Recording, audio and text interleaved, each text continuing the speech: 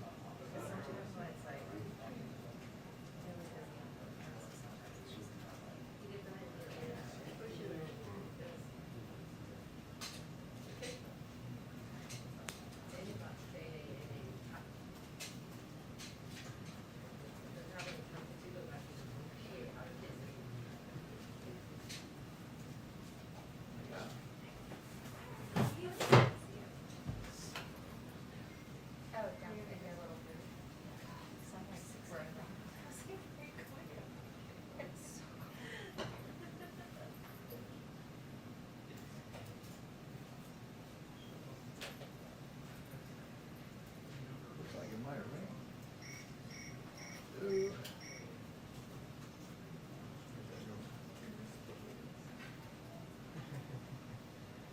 Now it's just a little bit.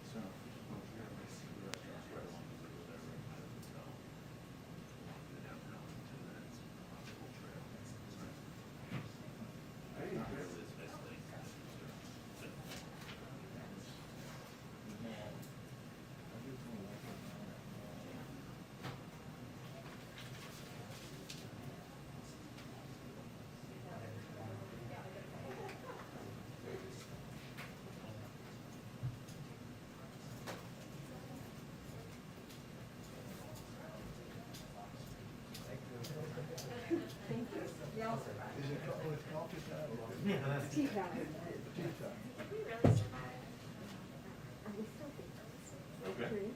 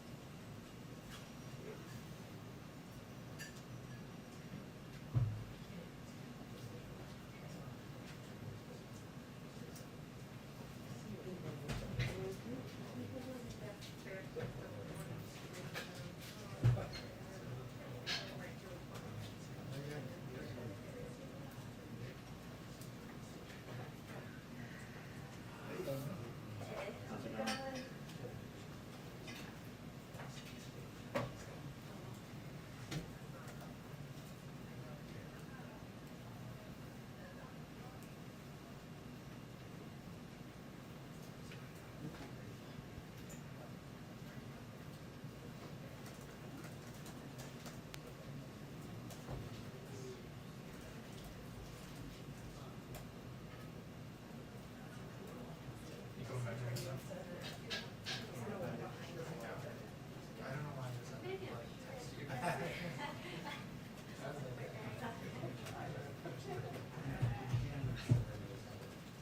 Yes, and there has been a lot of confusion, Sandra, but not here, and for the first time in more than 2 months, everybody that wants to sit in the White House briefing, that is gonna start any minute, has to wear a mask. That is because they follow the CDC guidance here, and also in Washington DC, it's what the CDC now considers a hotspot for COVID-19. So no confusion about the rules in here. We do expect to get some more clarity though for the rest of the country about an hour and a half from right now, when the president comes out to explain new requirements for federal workers. It's not a vaccine mandate per se, but it is, go get a vaccine or else you're gonna have to subject yourself to much more stringent testing to work in the federal government, and also masking procedures. We expect to hear that from him in the 4 p.m. hour, and hopefully clear up the next couple months, weeks or months for millions of federal workers. Sandra?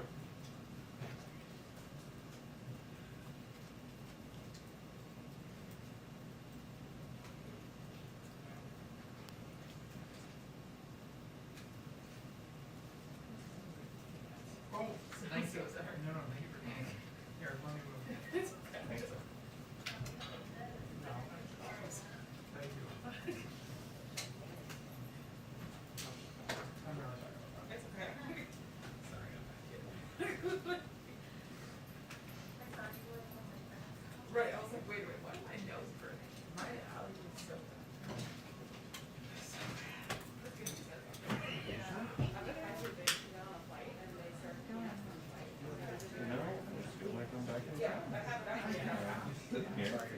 Three.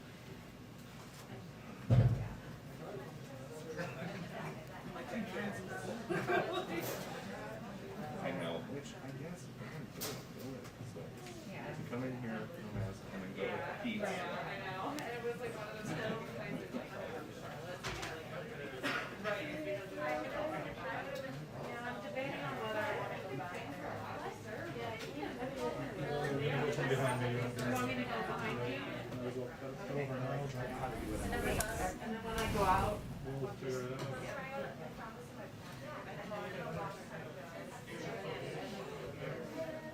How are you? I got paid you good. I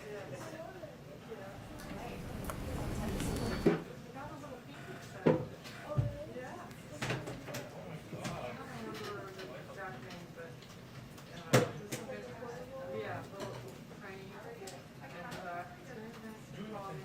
You're not good at it, but it's nice.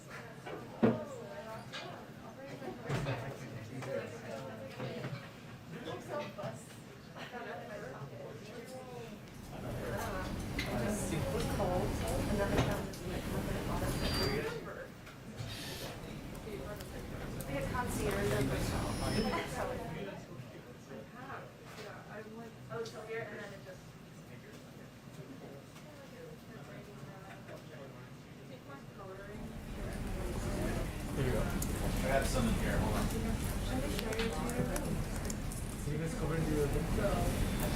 I came to bring the folks that we want here. Everybody good?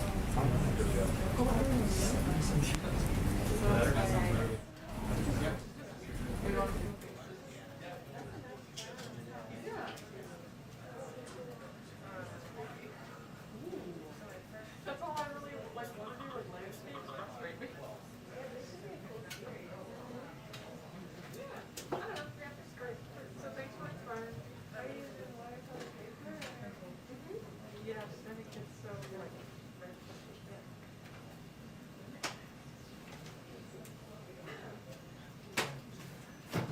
Good to relax. I don't want to.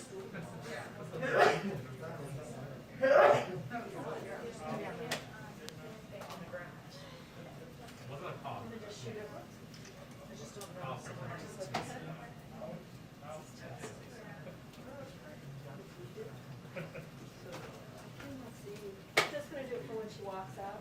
Yeah. As a photographer, we move around and that's not really a scene, yeah, so. You can hear. Hey, you have some, stand it up, something in your head, stand it up. Right there, right there. What do you say? Oh, you have tapes, took out stuff. You have some. Good afternoon. Yeah. 2-minute warning for the press briefing. Hey, hey.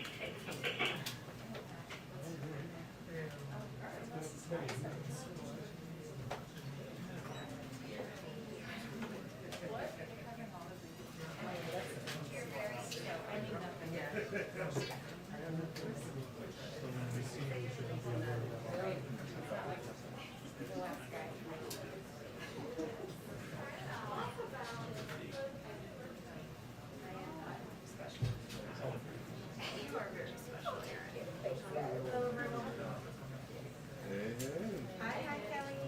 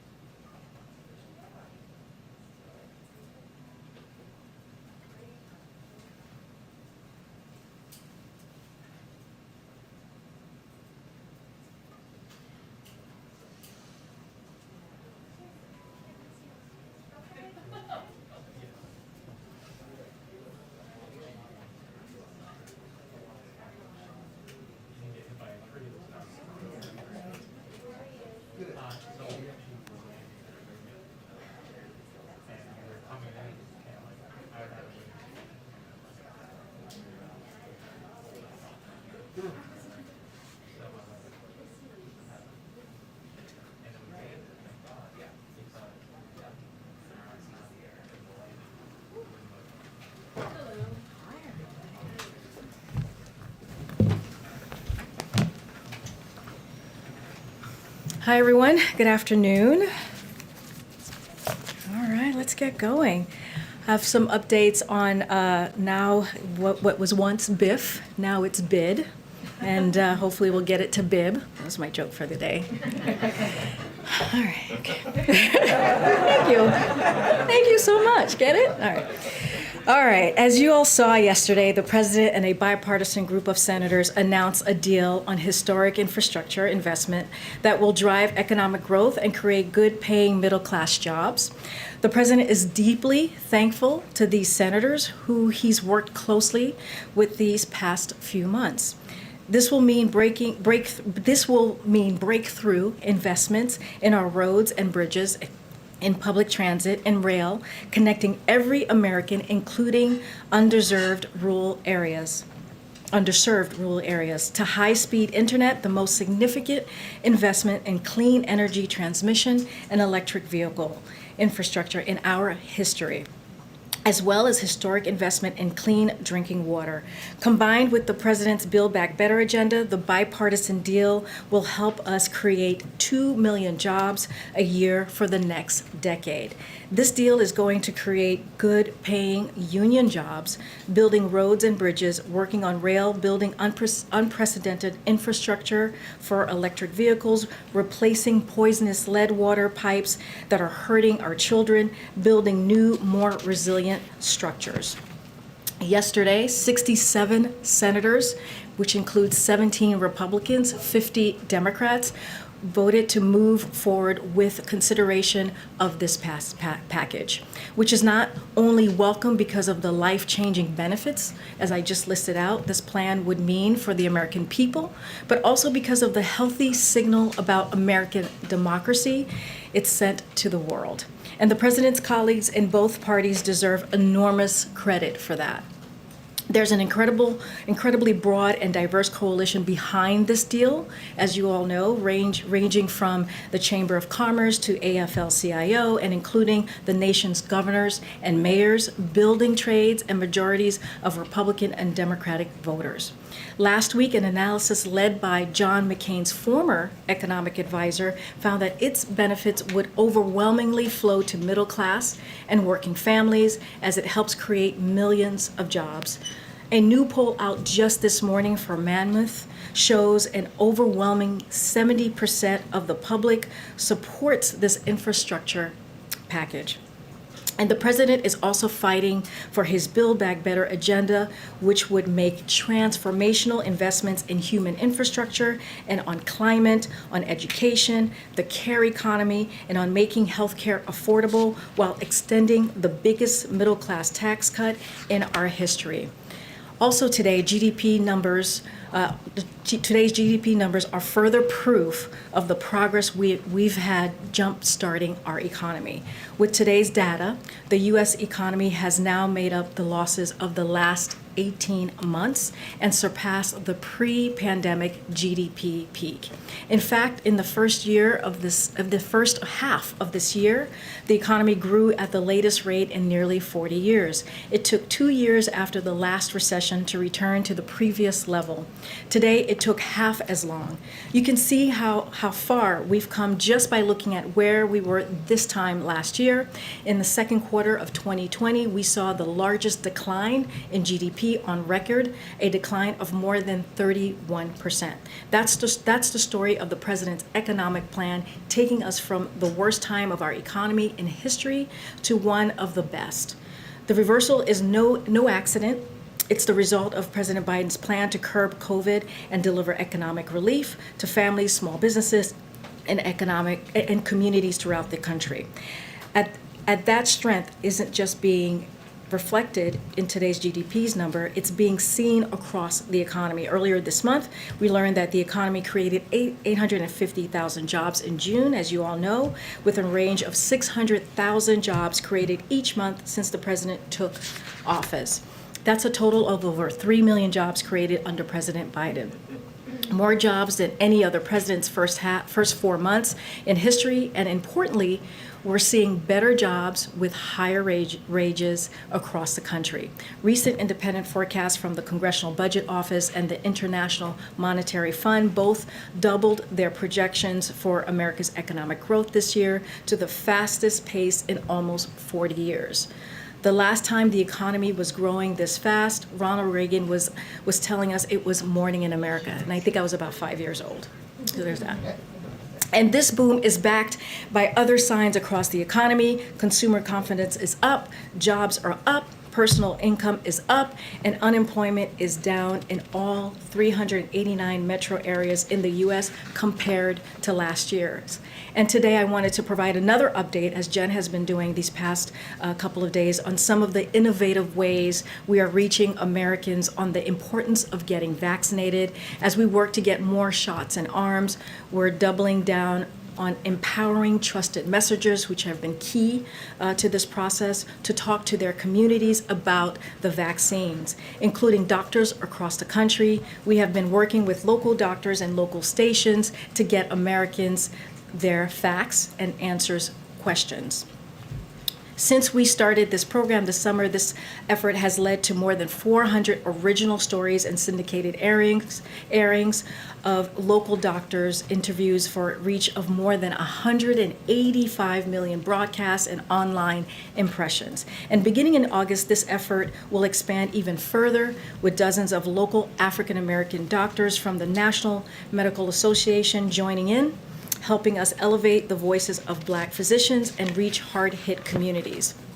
Finally, a brief preview of the President's remarks later this afternoon. The President will deliver remarks on COVID-19 virus, about where we stand, the progress we've made, and the steps we need to take now to address rising cases in the nation. He will send a strong message to all Americans, unvaccinated and vaccinated, about the need to stay vigilant in our fight against the virus. And he'll make clear that his administration will continue to provide every resource needed to help communities and individuals across the country to curb the spread of the Delta variant and boost vaccinations. His remarks will highlight several new measures that his administration will take to accelerate this effort. And now, and I know you all are eager for specifics on the announcements, but we'll have something to share shortly on that. You want to take it away, Alex? Sure. So my first question is going to be on specifics, actually, so whatever you can share would be helpful. There's been a lot of questions about how exactly it would work. Will federal contractors be covered? How will the federal government collect proof of vaccination? And will those who refuse to follow the guidelines be subject to disciplinary action or termination? Is there any clarity you can offer on any of those aspects? Well, so I don't want to get ahead of the President, so I don't have anything specific to share. But I'll say a little bit more. I know the official details on the President's remarks and any forthcoming guidance that will be coming shortly on federal workers, as you're asking about, Alex. But one of the things that I want to kind of touch base on again, which is what I was talking about, which was one of the things that was under consideration yesterday. I discussed this yesterday on the plane on Air Force One on our way to Pennsylvania, which is attestation of vaccination. For those who may not know, it means confirming a vaccination status or abiding by stringent COVID-19 protocols like mandatory mask wearing, even in communities not with high or substantial spread, and regular testing for federal employees is one option under strong consideration.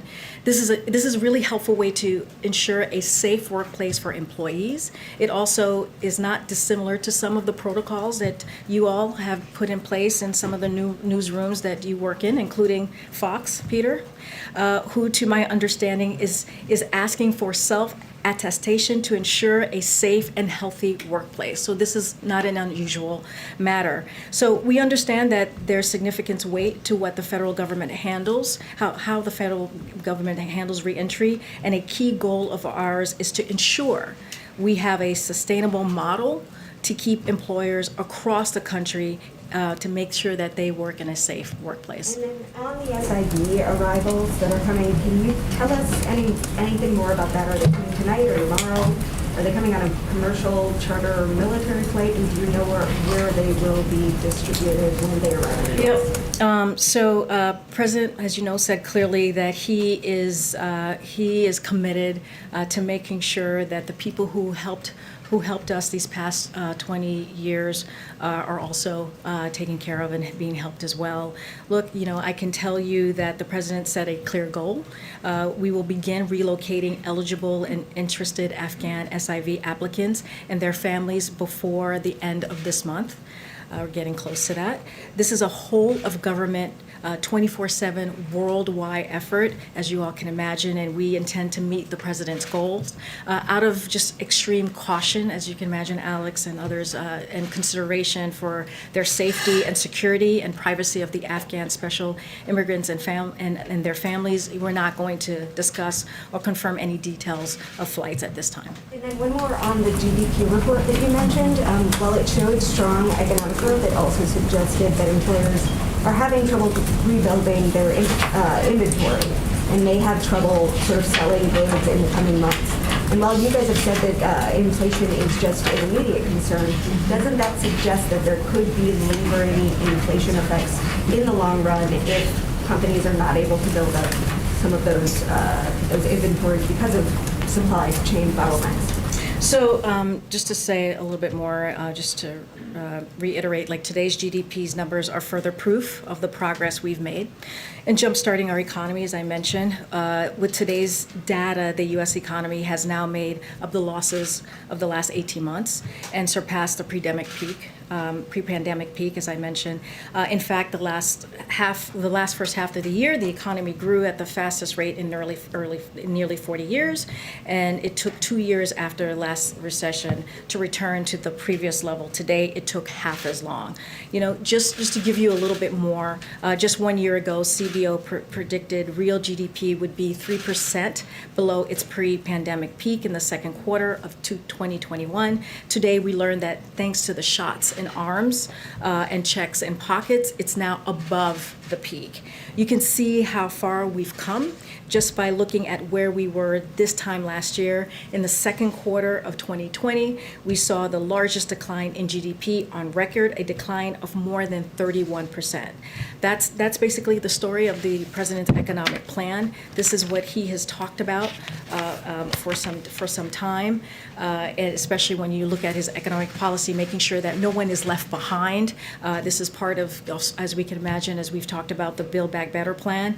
As it relates to the inflation and this GDP report, we knew the restarting the economy from a standstill in the middle of a pandemic would represent some challenges along the way, but experts inside and outside the administration believe that the data show the most of the price increases we are seeing are expected to be temporary. And so this is why we continue to push for sustainable, smart policies and investment, like the Build Back Better plan, which the president is going to continue to work hard towards.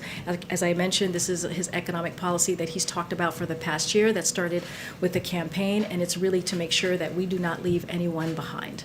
Now that you've got the infrastructure deal, does the president now turn his attention to the reconciliation bill? And does he hope to bring some Republicans along, or do you believe he'll just have to rely strictly on Democratic votes? Yeah, so as you can imagine, the president, this is just the beginning of the process. The president is committed to his Build Back Better plan, as I was just mentioning, which includes the reconciliation plan. As you can imagine, the president is going to continue to talk to congressional members on both sides of the aisles, as he's been doing this past 6 months, to make sure that he gets support for something that is incredibly important to the American public. And secondly, Iran has said they won't return to the nuclear talks until their new president is in power, which takes place on August 5th. Do you think the talks will resume then? How long are you willing to wait? So I'll say this. The timing for the 7th round has not yet been announced, as you all know, and we're not going to speculate to when that will be. Look, we've demonstrated time and again that we're prepared to move forward with a mutual return to the compliance with the JCPOA, the Iran nuclear deal. When Iran is done with its presidential transition process, we are prepared to plan our return to Vienna to continue with our talks.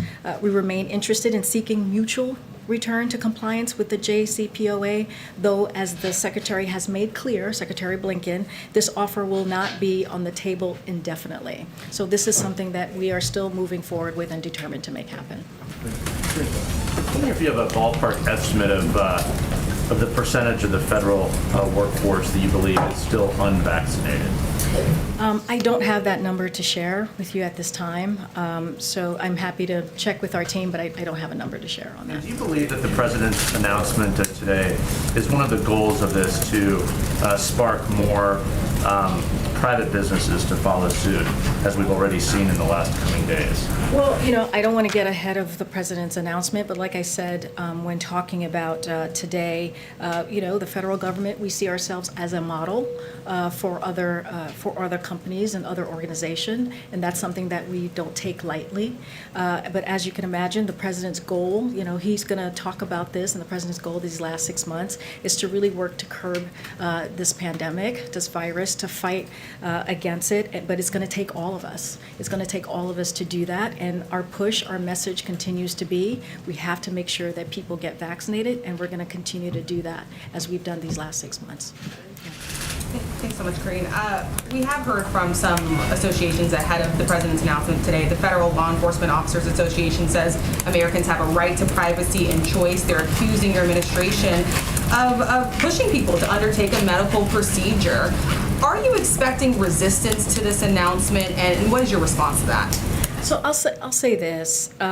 Look, our priority is the American people. We have to make sure people are safe, and we're continuing to save lives. That is the most important thing. That's how this president sees this.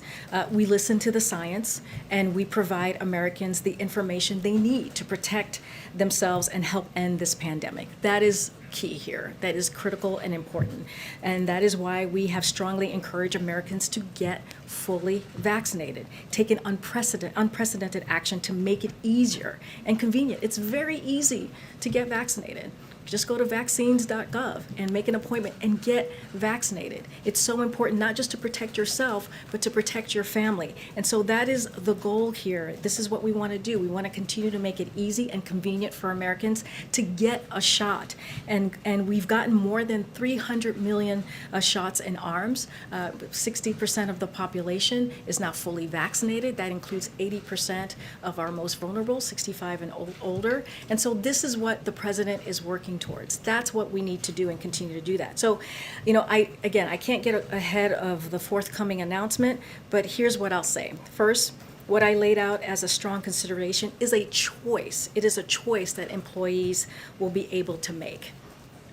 Because largely unvaccinated people continue to spread the virus, and until we have more people who are vaccinated and are curbing the spread, there needs to be proper protocols to keep Americans safe. And as a large employer, the largest in this country, who cares about the individuals who keep the government running, we have an obligation to be good stewards of the workforce and ensure their health and their safety.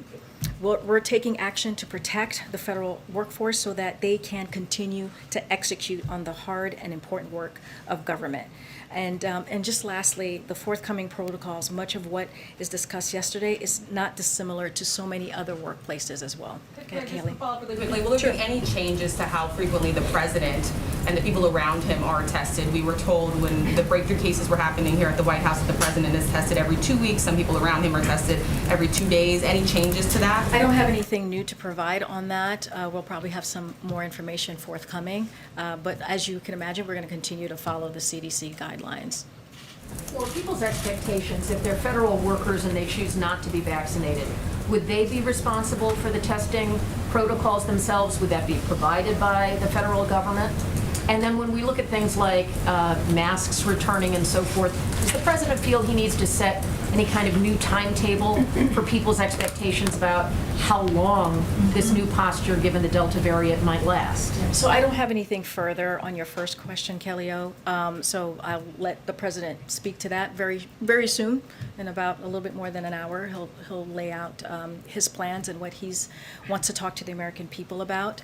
To your other question, can you repeat that again? Expectations. Since people are wearing masks now in D.C., we've got indoor mask requirements. That's happening in a lot of places around the country. We know just a few weeks ago the president had a very different approach. The science has changed, we're told. Is he going to try to set expectations for the public? So I think the president, you know, I don't, there's not a goal or, you know, anything like that we're putting forth at this moment. What we want to make sure is that we get our message out there and make sure people are getting vaccinated.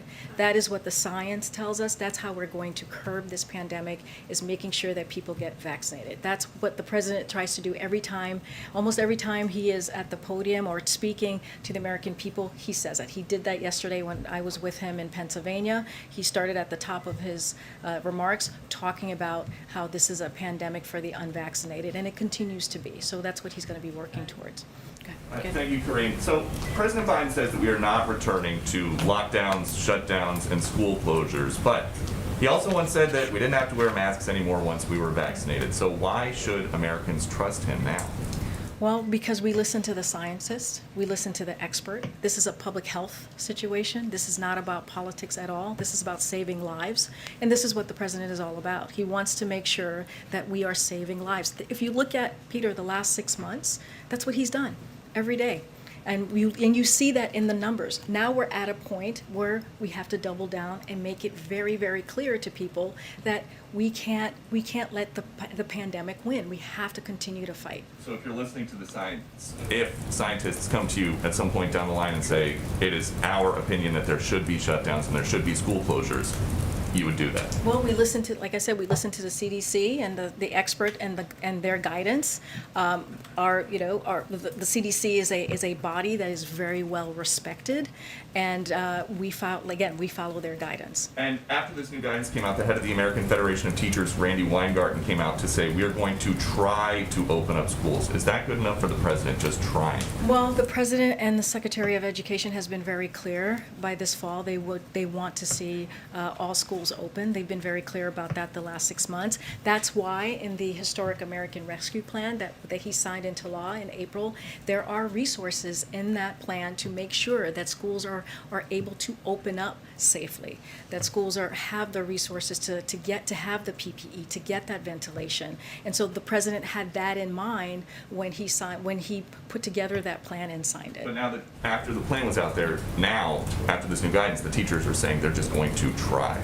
Is that okay? Well, we're going to continue to work closely as we have with local governments, with the teachers, as we've done and continue to have those conversations. I want to add, though, that nearly 90% of teachers are currently vaccinated. That's a good sign.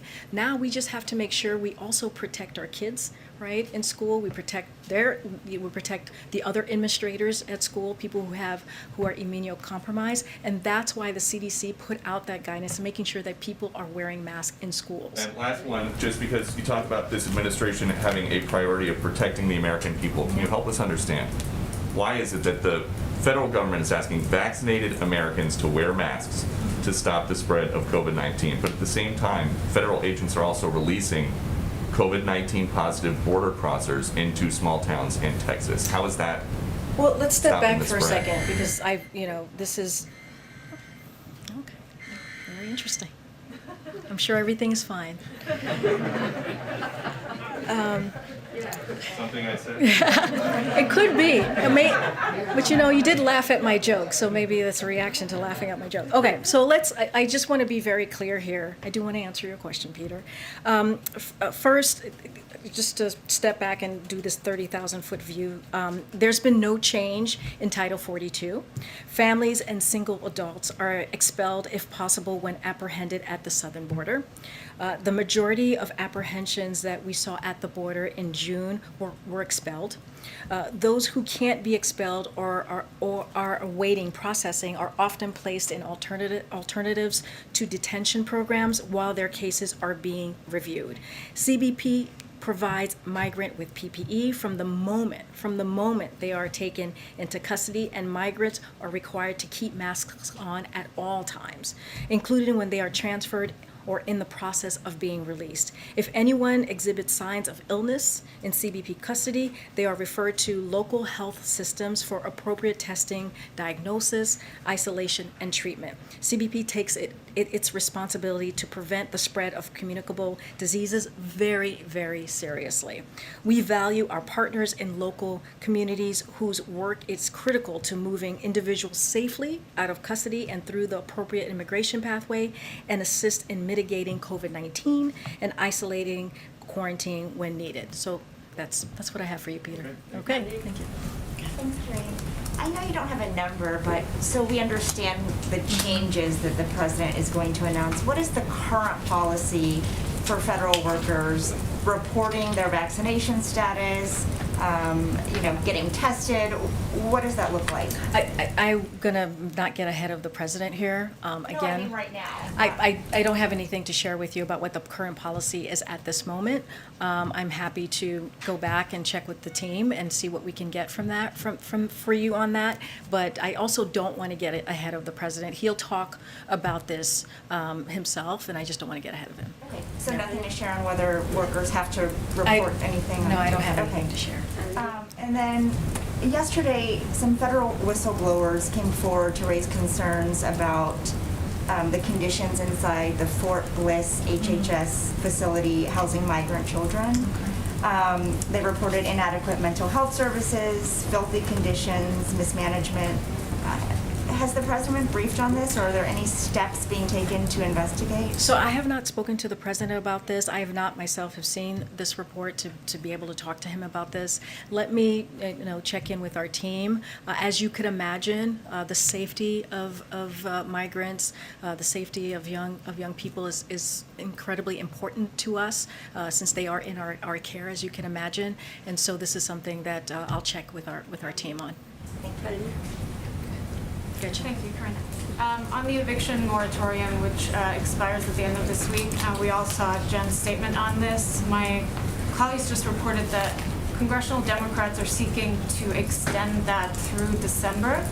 Does the White House support Congress extending it to that deadline, or do you have a different deadline in mind? So let me step back for a second, because this is an incredibly important issue, as you can imagine, to the American people. So given the recent spread of the Delta variant, including among those Americans both most likely to face evictions and lacking vaccinations, President Biden would have strongly supported a decision by the CDC to further extend this eviction moratorium to protect renters at this moment of heightened vulnerability. Unfortunately, as some of you might know, the Supreme Court has made clear that this option is no longer available. In June, when CDC extended the eviction moratorium until July 31st, the Supreme Court's ruling stated that clear and specific congressional authorization via new legislation would be necessary to the CDC to extend moratorium past July 31st. And so in light of the Supreme Court's ruling, the president is going to work with Congress to make that happen, and if that is something that they're working on, well, we'll hopefully be working closely with them on that. So one follow-up on that. Some lawmakers, including Maxine Waters, are also pushing the CDC to just extend the moratorium again and then challenge the courts to overturn it. So if the congressional route doesn't work in the time frame that you have, why not go that route and see what the Supreme Court does? Let me just share a little bit about what we have been doing. So we will continue an all-of-government effort to keep Americans safe and housed through the swift dispersal of emergency rental assistance to states and cities, which has been incredibly important to the American people. And so we're going to make sure we get the word out, and so that people know that the availability of rental assistance is out there, and to support grantees in ramping up their efforts. Yesterday, we held a day of action to promote the availability of rental assistance, which reached tens of millions of Americans. Last week, the Treasury released new data on emergency rental assistance program, which showed that more than $1.5 billion in assistance was delivered to eligible households in the month of June, more than what was provided in the previous previous 5 months combined. So in June alone, this assistance served nearly 300,000 households, preventing them from facing eviction proceedings. And these funds that I'm talking about right now can continue to be dispersed to renters and landlords in need until 2025. So these emergency rental assistance funds do not expire when the moratorium lifts. We're engaged on an all-of-government effort to help states and localities put additional protections in place, including encouraging diversions proceedings so renters have the opportunity to stay in their homes. And so that's what we're doing on the government side, and we will continue to work with Congress. And then lastly, on the GDP numbers, given obviously the surge in the Delta variant and the lower than expected number today, does the White House still believe that the emergency unemployment benefits should expire in September? Well, it's set to expire in September, as you just mentioned. That is something that we're going to keep an eye out. Look, our country and our economy are in a much stronger place than we were in January. That's just a fact. I talked about the more than 3 million Americans who are back at work, and and unemployment claims have more than halved. So we know the vaccines are working, including against the variants, at protecting against severe cases, deaths, and hospitalization. And so when it comes to the economy, there are no significant signs at this point of the Delta variant's impact, and would expect that much of the economy impact would be felt in the communities with lower vaccination rates, as we've been talking about. That's why we're doubling down on our efforts to ensure we're reaching Americans with vaccine where they are. So that's going to be our focus in the meantime. Thanks, Karine. I know you don't want to get ahead of the president's remarks, but I wanted to ask about communications strategy. You've been calling this the pandemic of the unvaccinated, the pandemic of the unvaccinated, but that's not really the case. Vaccinated people are getting it, they're spreading the virus. Even if they're not hospitalized, why does the White House feel that calling it the pandemic of the unvaccinated is effective? Well, let's just bring that back just a second. We are seeing breakthrough cases with people who are vaccinated, but not at a low rate. So just want to not scare people and make it sound like every vaccinated person is getting the variant, which is not the case. It is small, lower cases with breakthroughs in particular of people who are vaccinated. But what has changed, as you know, is because the people the vaccinated folks who are having those breakthroughs, they can spread it now. And so that is something that is something that we should be concerned about, which is why the CDC guidance has changed, which is why they are asking people to wear masks on outside, I'm sorry, not outside, indoors, inside. And so we're asking people to mask up. So the thing is, if people were to get vaccinated, then we would be in a better place to beat back the virus, including the Delta variant. And so we have to continue to make sure the unvaccinated are getting vaccinated. When we were talking about this 2 months ago, the Delta variant was at 1%. And so, and we were seeing, we were vaccinating people, we were seeing the numbers go up in vaccinations, and now we're at a point where, people are just not doing that. And we know for a fact, it's easy to get that vaccine. It's free, it's accessible. So that's why we're saying it is the pandemic of the unvaccinated, because that is why we're seeing this variant really taking over in hospitals right now. Hospitalization, more than 97% are people who are not vaccinated. Can I also ask you about, the president is reportedly meeting with some Democrats about protections for Dreamers. Can you talk about that meeting? And can you also share what type of concrete action is the president going to be doing moving forward on this?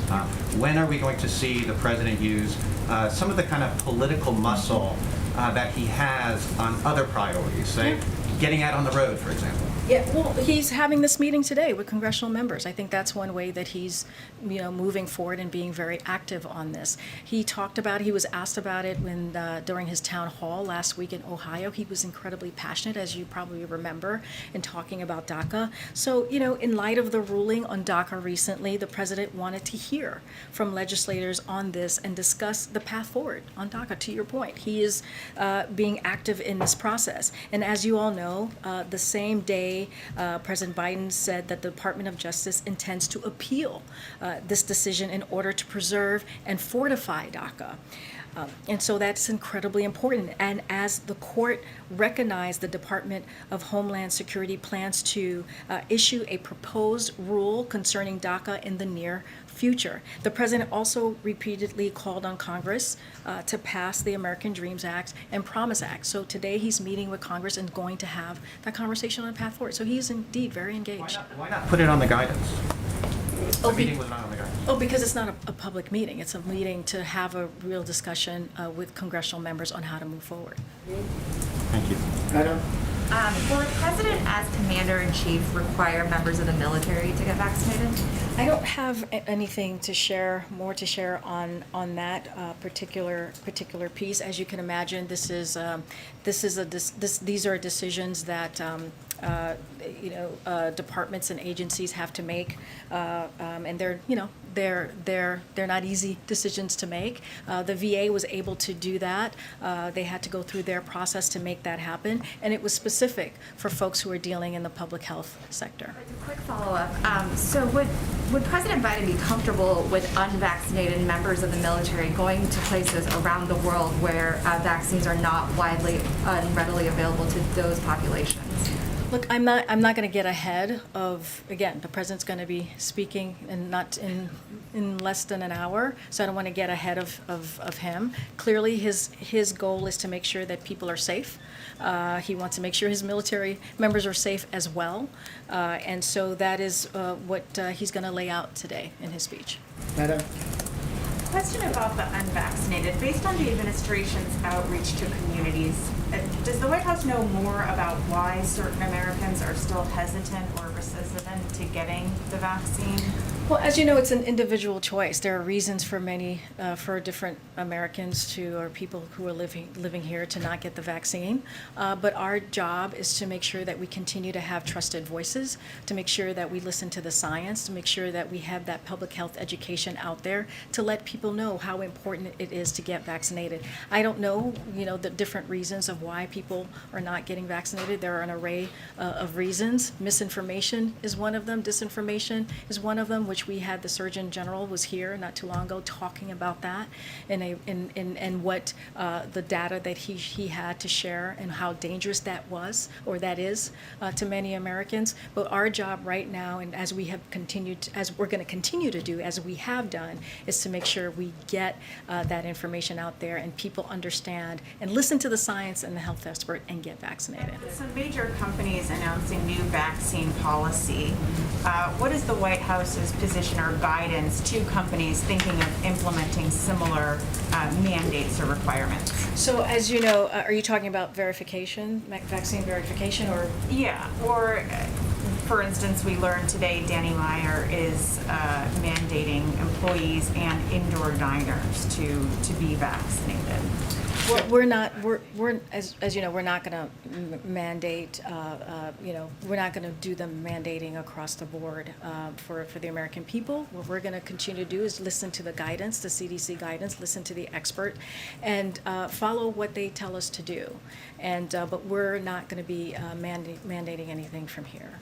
Does the White House, though, encourage companies to implement their own stricter policies? Yeah, they have the flexibility to do that. They are private companies, private organizations. They have the flexibility to do that, to put in mandates that works for them, that's important to keeping their staff safe, and that is important. I'm told we have to wrap. Oh, okay. I'll take. Oh my goodness.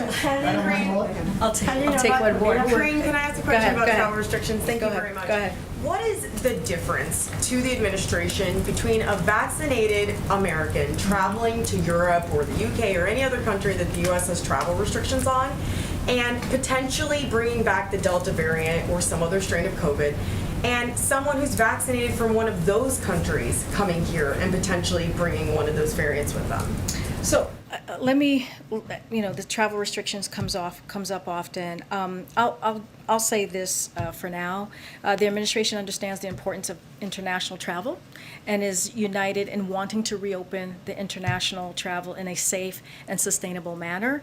The reopening process is guided by the science and public health. Given where we are today with the Delta variant, as you were just laying out, Francesca, the United States will remain existing travel restriction at this point for a few reasons. The more transmittable Delta variant is spreading, both here and around the world. Driven by the Delta variant, cases are rising here at home, particularly among those who are unvaccinated, and appear likely to continue to increase in the weeks ahead. And the CDC just advised Americans against travel to the UK this past Monday, given their surge in cases. Any travel from any other countries, I would refer you to them. But what is the basis for the travel restriction? We can talk about this. Thanks, everybody. I'll see you tomorrow. Thank you.